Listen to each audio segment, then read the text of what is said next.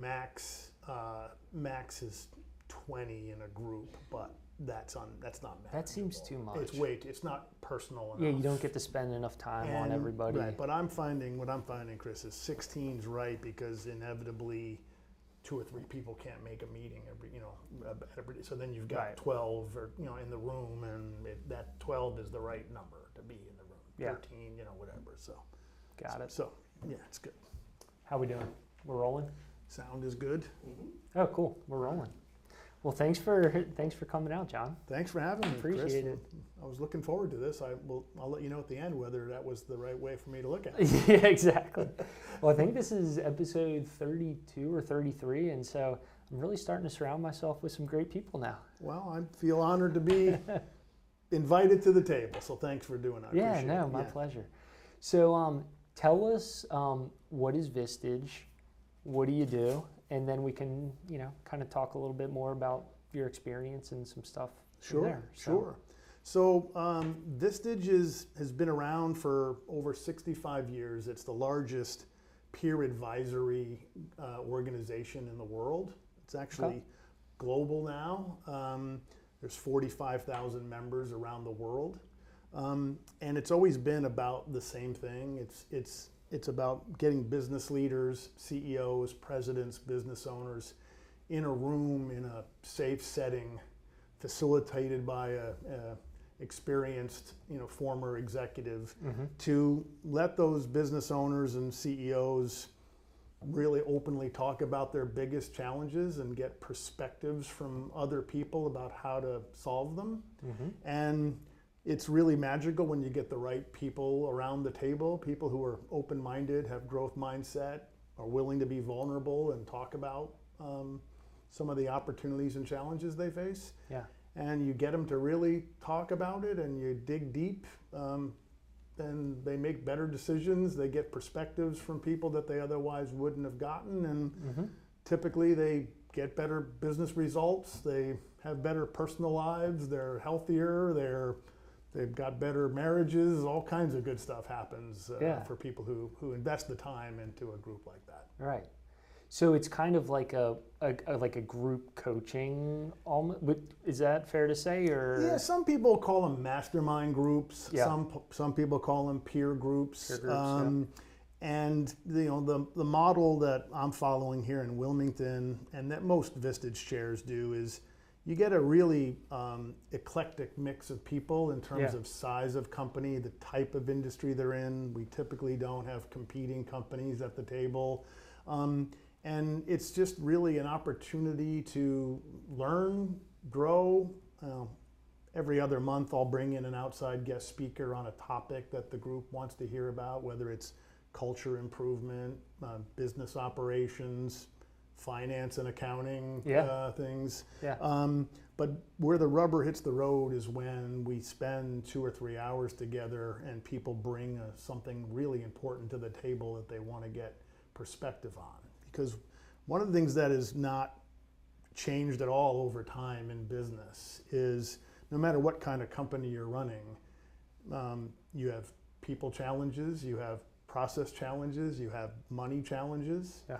And the ability, when you have a team of people who work for you, or you report into a board, let's say, everybody wants something from you. Everybody's got, some people tell you what you want to hear as opposed to what you need to hear. And so the opportunity for a full day a month to get in a room with others and really open up and say, I really don't know how to handle this matter. This is something I've not encountered before, and not feel like anybody's judging you by not knowing the solution to that.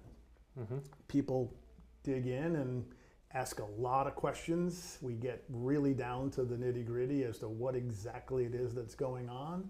And then ultimately, in an accountability model, I get a good discussion going around options that people think that the person who brought it up could try. And then I ask them which one they're going to go give it a go. And they say, I'm going to try this. And they come back at the next meeting and report on it. And we hold them accountable for, committing to something that they said they were going to do. And got it.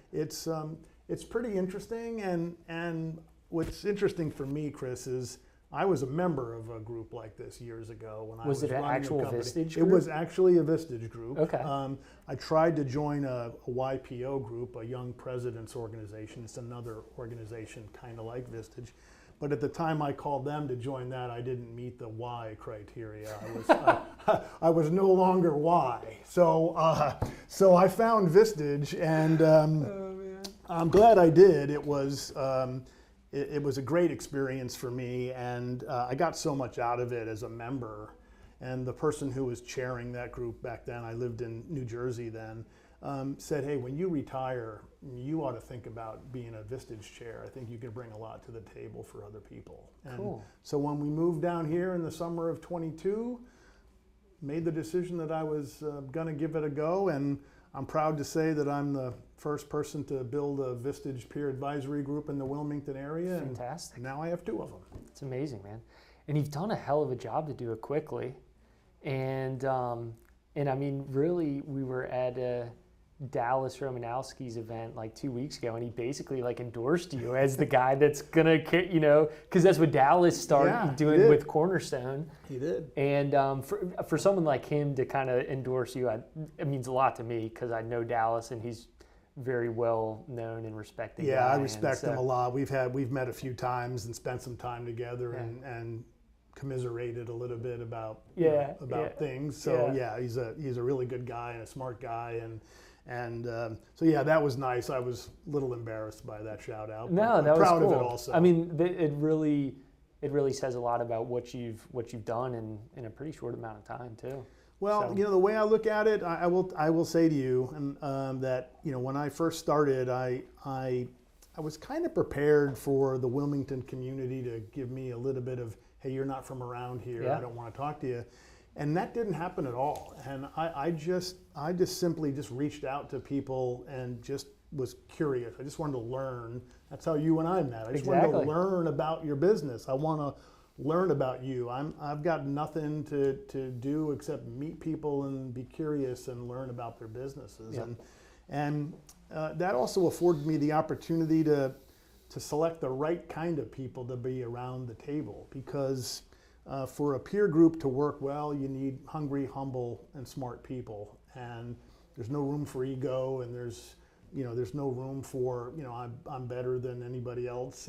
We all share the same challenge, and there's an expression that just holds true. It's lonely at the top when you're in charge, when everybody's looking to you for the answers. And I'm sure you experience this as your practice is growing.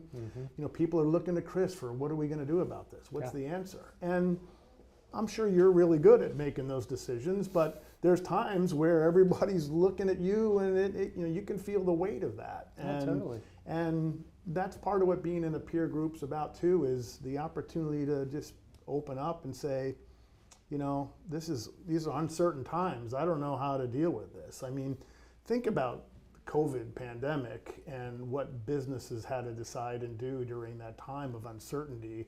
We didn't know whether it was going to be 2 weeks, a month, 2 years, all kinds of business rules changing, all kinds of things on the fly. Everybody's looking for the boss, the owner, the CEO to say, what are we going to do about this? Yeah. And it can be tough. Yeah. So you talked about how I want to hear about how you built this group. So you've got 2 groups, right? Yeah. You've got the CEO group. Correct. And you said 16 I've got members? 16 people in that group, yeah. And then the other group you have? The other group's called the Trusted Advisor Group, and that's more professional services firms.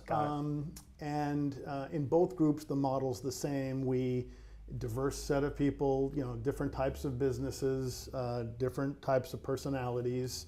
The CEO group meets for a full day a month, and I also do one-to-one coaching with each one of those business owners and CEOs.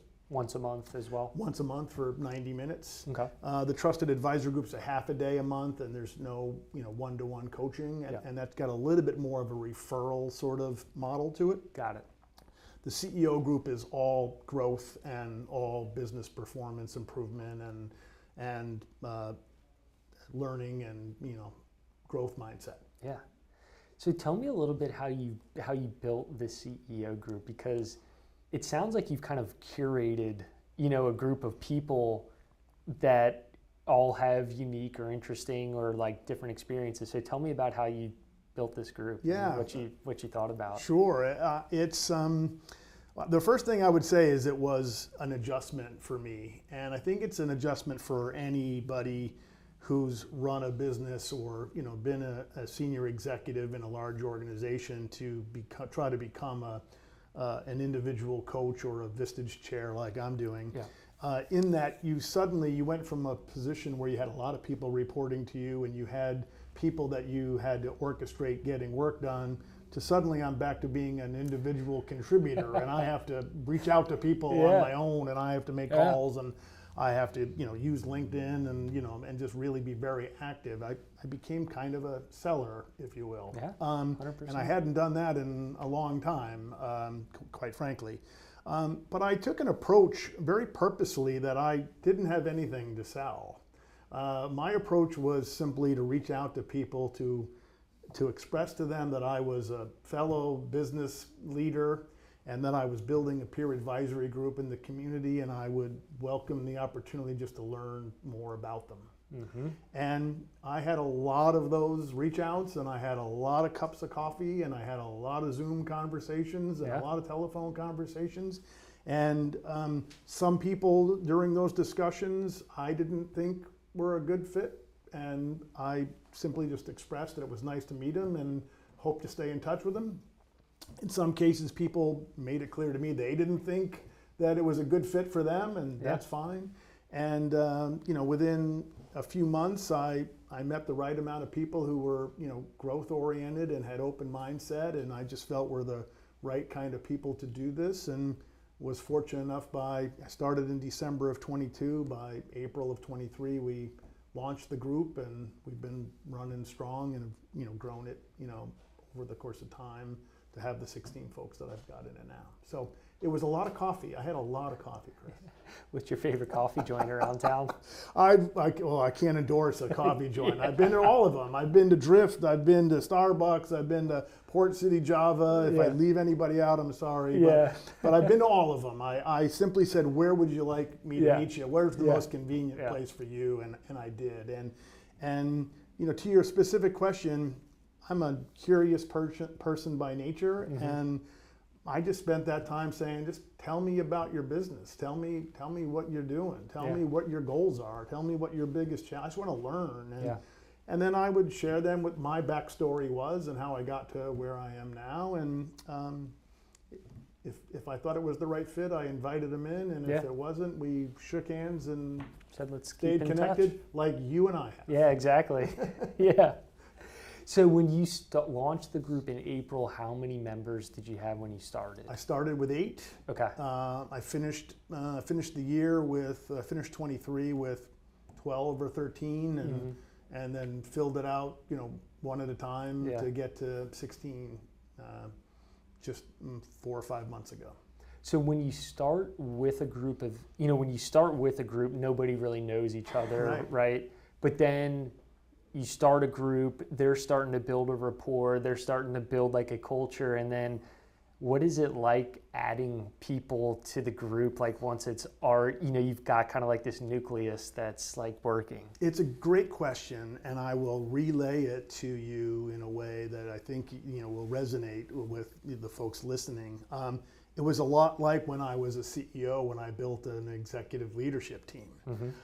In some cases, I inherited people when I came on board in a company. In some cases, I made the decision to bring some new people on board. In some cases, I exited some people from the team. Yeah. And I viewed it all as, and I've always viewed it this way, leadership this way, and I feel the same about the peer groups.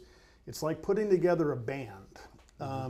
You can't have everybody be a drummer, and you can't have everybody be a guitar player, and you got to find the right people in the right seats. And so, when I found those first 8, I did see them as varying sizes of business, different type of industries. I thought it was a good mix that would work together well. It was also really important to me that I brought people on board who didn't know each other very well, because I don't necessarily want best friends to be at the Right. table. Yeah, that makes sense. Yeah, I want people very willing to openly challenge and yeah, and with no judgment, but be really open and honest with each other.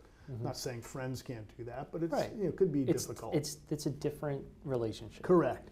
So those first 8 were just really, great folks, a good foundation of the group. And I will admit that after that, I did look at everybody that I met with a different perspective, because now I had to think about, would they fit with these 8? Are they Yes. the right, can they play the tambourine? Can they sing backup vocals? Do they Yeah. want to be the lead Yeah. singer, And so with the 16 folks that I have now, I'm really proud of them. And I say this to them all the time. What's now naturally happening is on their own, with a little bit of facilitation from me, they're now reaching out to each other on certain problems. So if in a meeting we talk about a particular issue, maybe 1 or 2 say, hey, I dealt with this exactly a year ago.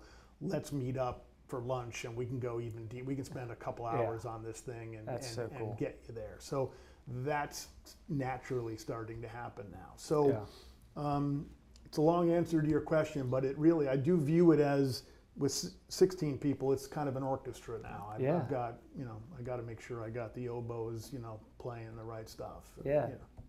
Well, I mean, it was a great answer, because it really did simplify. I mean, it's just like building any other organization, right? It is. And I didn't want to just take anybody who wanted to do it. Right. They had to be the right kind of people. Yeah. No, I'm smiling because it really is so much like building a business in an organization. And when I started, I thought, and I think there might be some truth to both sides of this, but I was like, my first hire is going to be like my most important hire, right? And yes, in so many ways it was.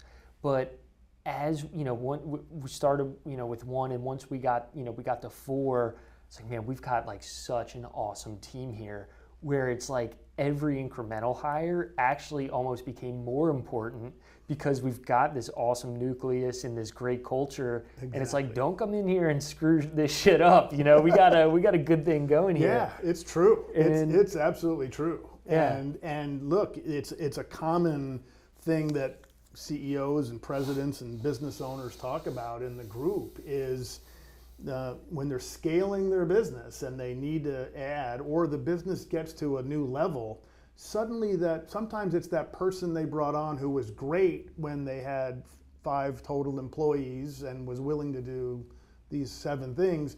Now you've got 30 employees and you need that person just to do 2 things really well, and they're not quite as good at those as you thought. And a lot of business owners struggle with is, well, but they were like my second hire, and I don't want to. We're kind of friends now, or I don't want to. I feel a loyalty to them. Okay, and what we'll talk about in a peer setting is people will ask really great questions, and I'll facilitate to make sure that they do. And in fact, for those in my group who listen to this, they'll chuckle at this. I actually have a yellow football penalty flag, on my table. Well, because when you get 16 type A business leaders around the table, and you're only at the stage of asking questions to clarify exactly what's going on, inevitably there will be somebody who asks a question that's actually a solution built in. They'll say like, have you ever tried doing this? Well, we're not at the solution, so the flag goes out and we're gonna dig a little bit deeper, right? Because ultimately what you get to when you really dig deep is somebody will acknowledge, hey, I'm reluctant I know that this person isn't a right fit for my organization anymore, but I'm reluctant to pull the trigger because how I feel, or I'm worried what it's gonna mean for me, or I think it's going to, affect the rest of the team. And in the meanwhile, they're tolerating behavior that's negatively impacting their culture. And when you get 10 other people shining a light on that for you, you go, you're right, I need to do something about that for the good of the business. So it doesn't mean that person's a bad person. It just means sometimes the business has outgrown somebody. I was going to say that, but you beat me to it. Sorry. And it's not my saying. It's something I read in a book, right? A business book. A business book is. So Tell, like, can you give us an idea, like, what are some of the most common themes that you guys encounter during your, like, problem solving or like issues? Yeah. How, like HR, financial kind of stuff, or how could you kind of? Yeah, great question, and without divulging any confidences, of I'll course, just give it a of topic. course, yeah. But people issues are number one. I had a feeling. I had a feeling for sure. Yeah, they're number one. And look, sometimes it's the challenge of the broader economy and the marketplace. Like manufacturing right now, it's hard to find good people to fill the open roles that people have in manufacturing. So sometimes it's just a mere, hey, I need help figuring out a different way to attract people to want to come work at my company to do the work that I've got available. So it might be that. Yep. Often it's what we just talked about. It's I have a people performance problem that I'm struggling with. The biggest one though, Chris, is wrong people in the wrong seats. Like you just got people misaligned to what you now need as a business. Yeah, because the business is growing and that person might not be growing with the business. Correct. And I know you see this in your business too, as your clients grow and they've been doing some basic accounting or bookkeeping. Now they're at a point where you just can't have the front desk person do a little dabble in bookkeeping. Right. You got to do real work. Yeah, you need that. Looking at the bank account each morning isn't a way to measure your financial success. Correct. And so you see it too, and so there's times where we have to get people to shine the light on the reality is at this point in your business life cycle, you need somebody full time to do that. The person, so right person in the right seat is a common one. Yeah.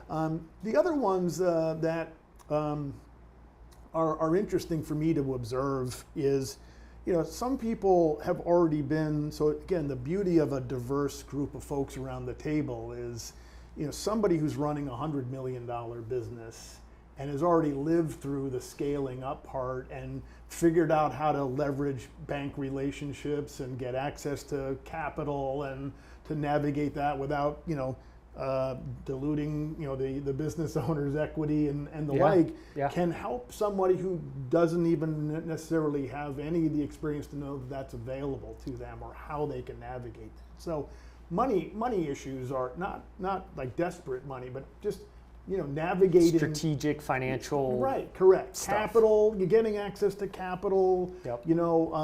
Being smart about leasing equipment versus buying equipment, those type of things. Or how to reduce your tax liability. I'm sure that one comes up. That one comes up. The other one that is very interesting that comes up as well, that I'm really proud of seeing the evolution of the group on this, is getting people to also understand that growth alone isn't necessarily the only path to creating value for your business. Like it's a myth that just growth by itself makes you more valuable. If you're growing wildly, but you don't have systems and process, and you don't have your financials in order, and and if the business is too dependent on you individually for it to run every day, all those things, that you create value for your, more value in your company when, if someone wanted to look from the outside and go, wow, this is very buttoned down. There's systems, there's process, there's a succession plan, it's not too dependent on any particular customer or any particular individual.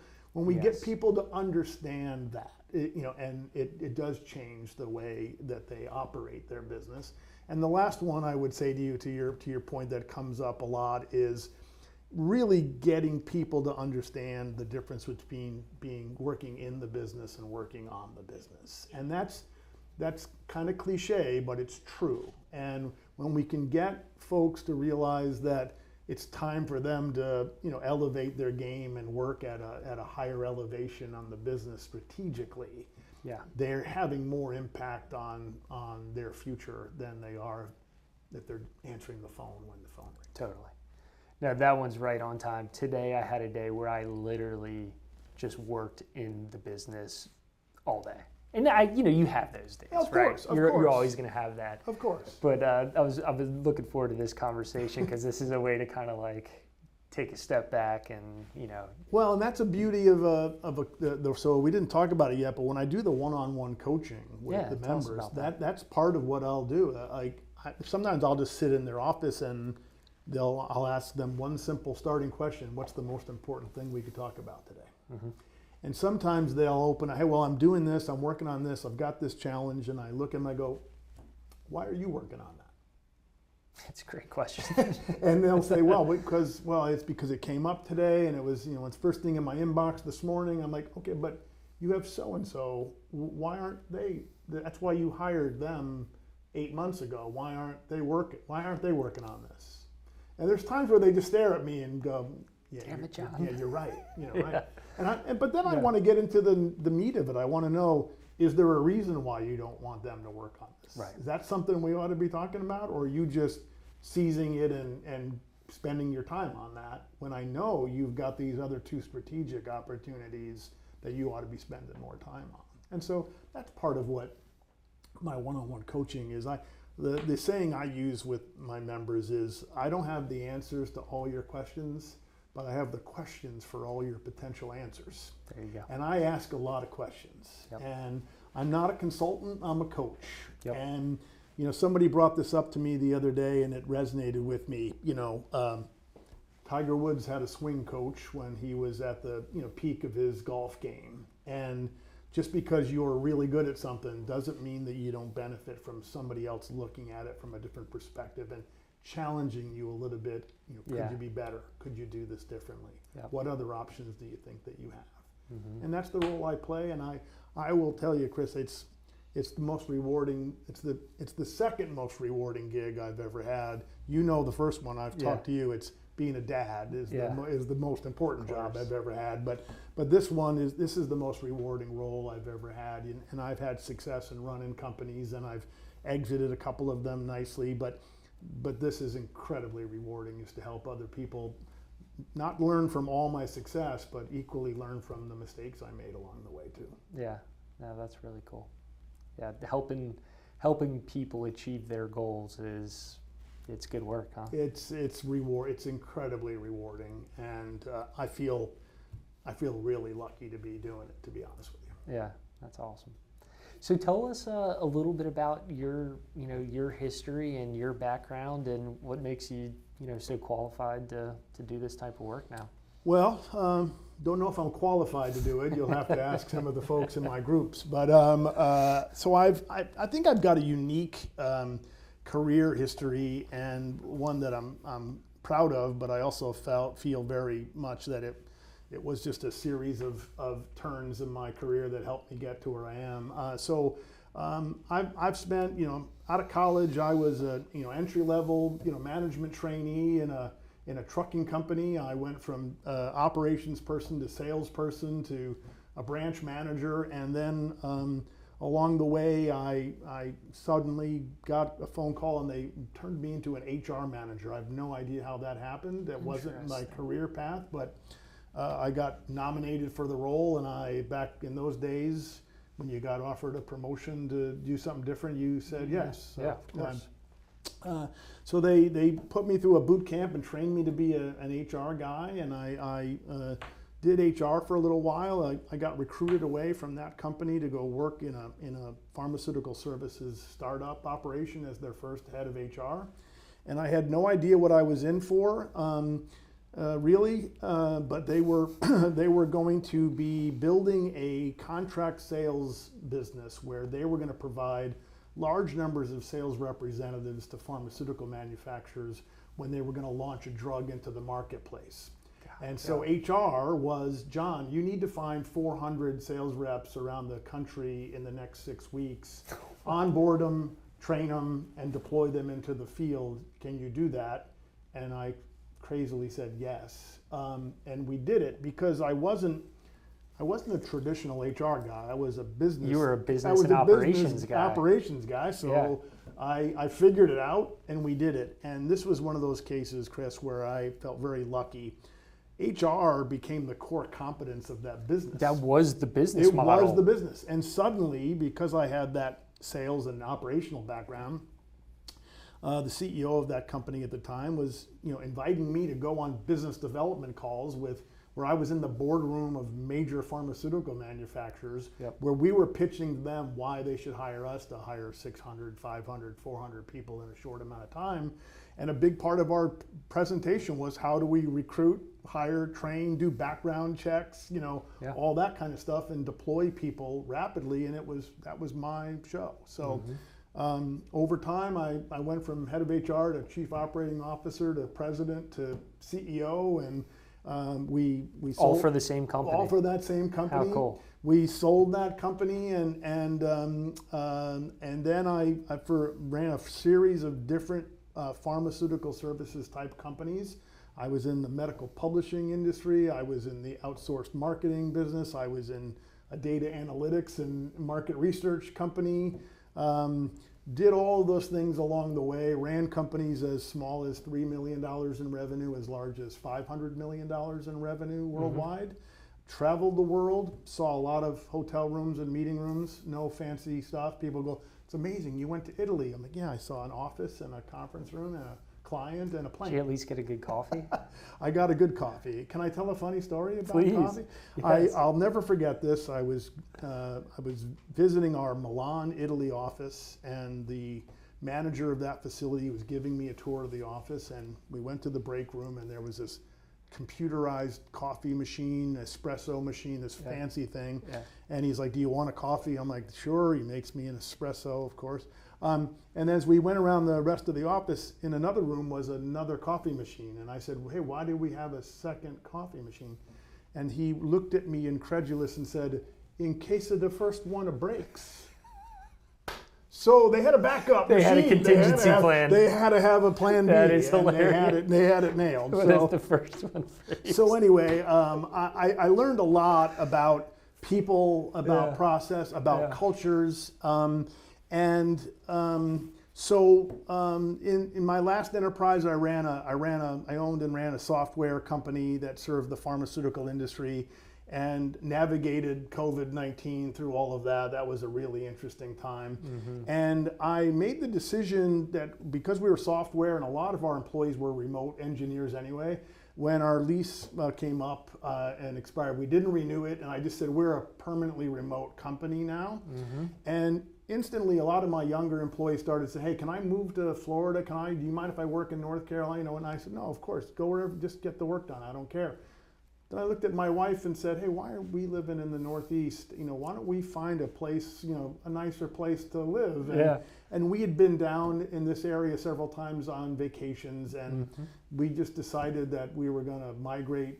We didn't want to go all the way to Florida. We migrated to North Carolina. We're really Picked happy a good here. spot. And so we moved here in the summer of 22, and I just made the decision. I turned the company over to two folks who I had hired and worked for me, and I decided to do this Vistage thing full time. So I'm the kind of guy who, and my wife knew this about me, Debbie said, you can't sit around and do nothing. You're going to have something to do.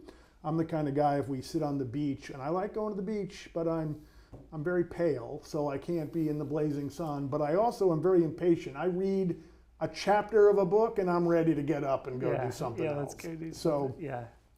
I decided to go all in on the peer group thing, and it's been a great experience, and we love it here. And I will say, I'm not pandering to the Wilmington community. I'm being very honest when I say this. Everybody I've met has been terrific. Yeah. People in the group are terrific. And I also learned something else. A lot of folks who live here aren't from here originally. And most people probably. Right.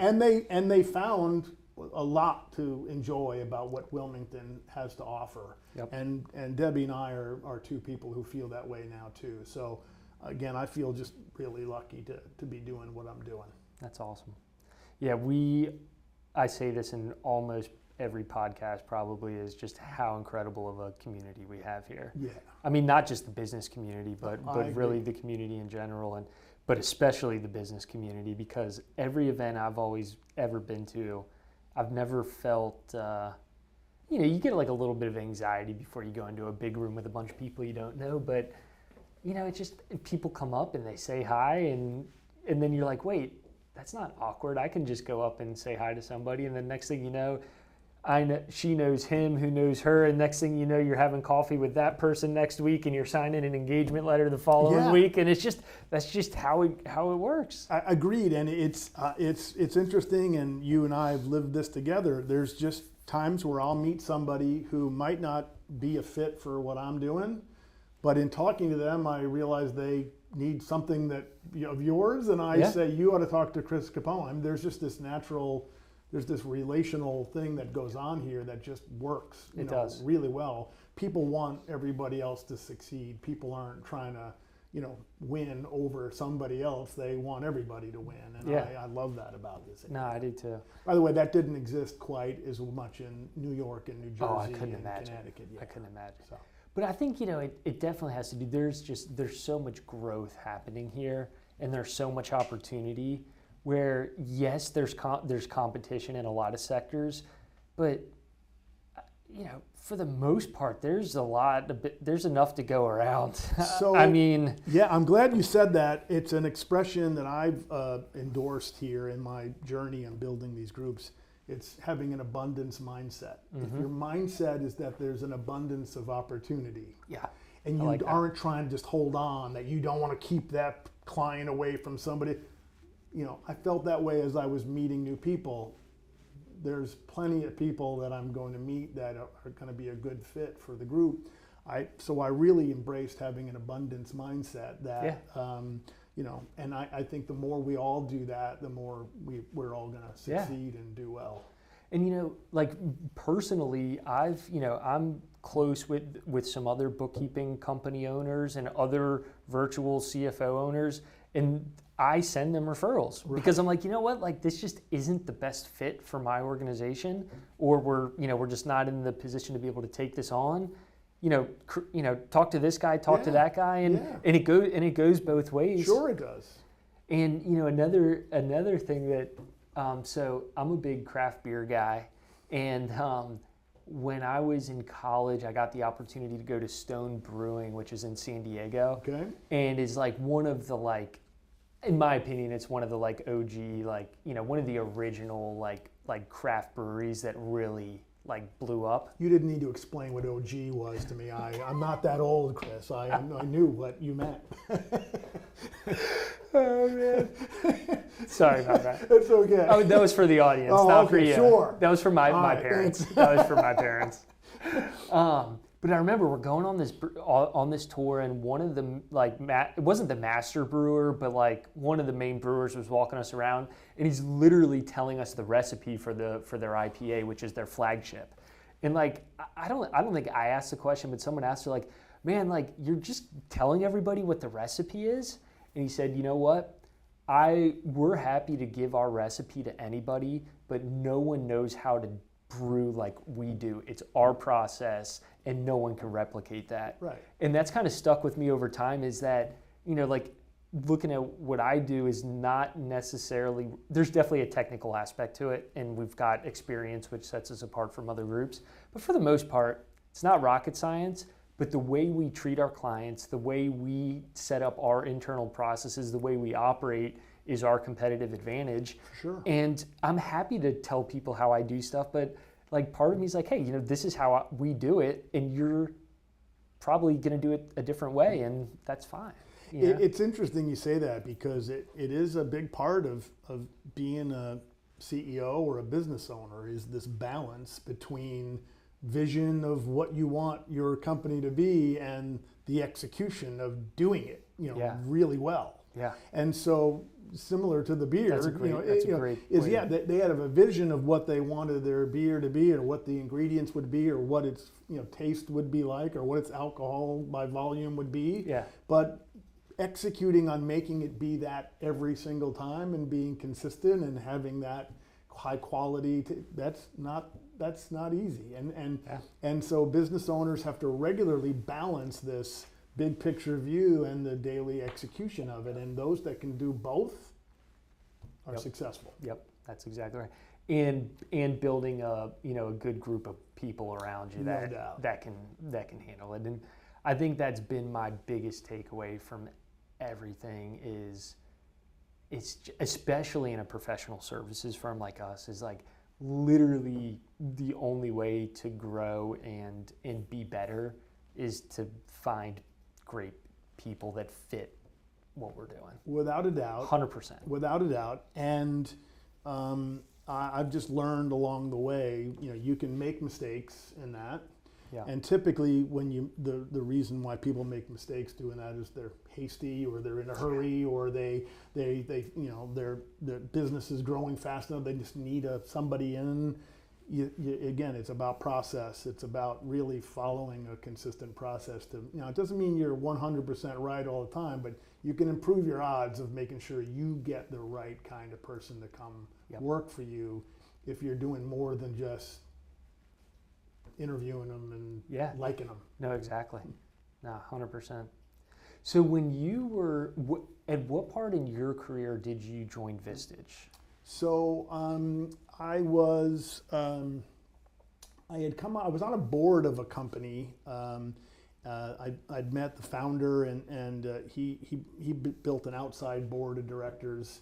I was on the board for several years, and he would call me for advice once in a while. I was running a healthcare services company at that time, and he called me one day and said, "Hey, would you ever want to come work and run the company for me and let me as a founder exit? I'll be the chairman, and you take this company to the next level." He was smart, very smart guy. It sounds like it. But he understood that what he did from his garage to getting the business to a certain level required one sort of entrepreneurial skill. Yeah. And he wanted to bring in someone who could now take it to another level. And Yep. so he brought me on board, and a few months into doing it, he said, "Hey, I want to make sure." He was really a wise guy, and not a wise guy, but a wise guy. One of those guys. Who said, "I want to invest in you. I want to make sure your ongoing learning and development is happening. So I want you to look into things that you think you would want to do to make sure that I can continue to support." Sounds like an awesome guy to Amazing. work for. He was. It was great. And he suggested the YPO thing, and that's when I made the call and got rejected. And so in a rare case, typically when I built my peer groups, I hunted people down and talked with them and got them, and agreed that they were a good fit. In this case, I called up Vistage in San Diego. They're headquartered in San Diego, and said, "Hey, I live in New Jersey, and I'm looking to find out more about a New Jersey group." And they connected me with the local chair, and I met with a guy, and he interviewed me, and we kind of went through a process to follow. And so I'd already run several companies. I'd already been pretty successful, and I didn't really understand the concept of a peer group. Yeah. But I was nudged and encouraged to advance my learning and development, and by the founder of that company. And I found Vistage, on my own, joined a group, and I will say to you, Chris, at first. And it wasn't my ego. It was I didn't have an open mind. My first few meetings, I was kind of like, "Oh, these people don't understand my business," or I'm not going to. How are these folks going to help me? But what I learned within 2 or 3 meetings, when I finally opened up and was vulnerable and shared some of the challenges I was dealing with, people with a different perspective said, "Hey, have you ever thought about doing this from a marketing perspective to get new clients?" And started to share concepts with me that I was not, aware of or paying attention to, or I had my blinders on the way I'd always done it. And I made changes to the way I ran that business based on input from that group. And we grew that business significantly and ended up exiting it. And so I was 3/4 of the way through my professional career before I joined with a the group. successful track record. With a track record, but I could be better. Exactly. And I got better as a result. And so the expression I've used with people is, it was such a great experience for me that I wanted to pay it forward and become a chair and help people get the same thing out of it that I did. Is there anything really specific that you can look back on, like a pivotal meeting or a pivotal issue that you had that you brought to the group, and it was just kind of like a big opening, or was it just kind of like a consistent, just growth and learning from other people? Yeah, that's a great question, and I think I'm going to answer it maybe in a way that surprises you a little bit. What also happens when you spend some time in a peer group, even when you're not the one processing a challenge or an issue, listening to everybody talk to somebody else about theirs, you sit there and you go, wow, I actually kind of have that problem too. I just learned a lot by just sitting here asking questions. So it's not just that it's one person processing a challenge and all the attention is there. It is. But oftentimes I'll ask my group when we're done processing something, hey, was that helpful for anybody else besides, the person who processed it? And Yeah. hands go up. So the answer to your question is I got very specific help on things that I was dealing with. But I also learned a lot just by being in the room, listening to it all happen. And I'll get personal with you too. One of the things that I did process with the group was personal. My mother had dementia and was really struggling, and her care was on my wife and I, and we were responsible for her both, her medical care and her financial well-being and all that stuff. And it was a very tough time. So I'm a business leader. I've got these personal issues, and I really was struggling at times.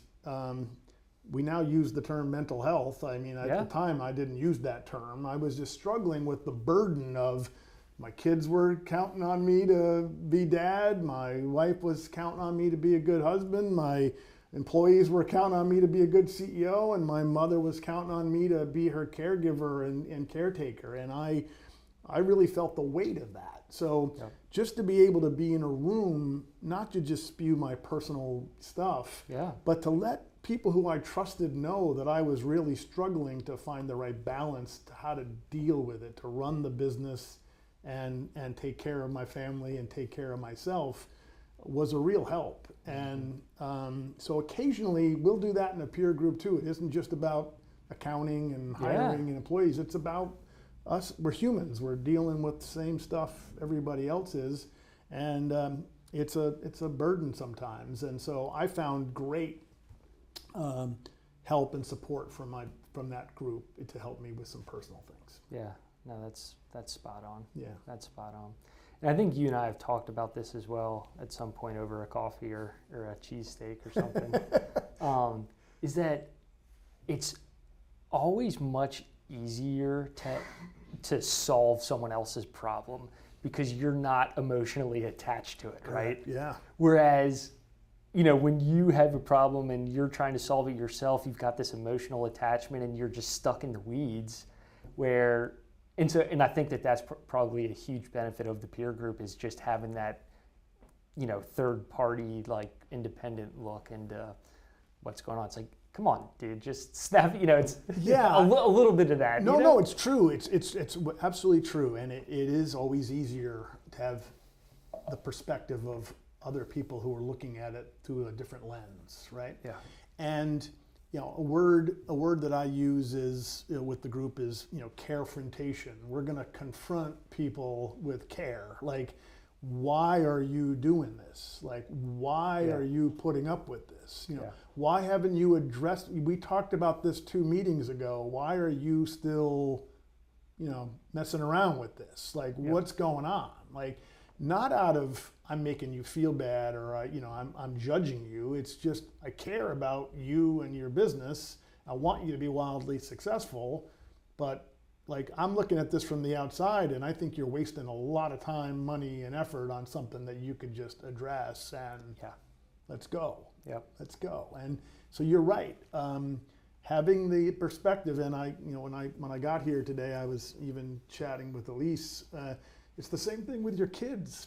Oh my gosh. And you're going to learn this if you haven't already. Somebody else can look at you and go, hey, like just from the outside looking in, you ought to try something else with your son when that happens. Yeah, exactly. When you're right next to it, you don't see it. No, exactly. That way. So it's definitely that way in business for sure. Yeah.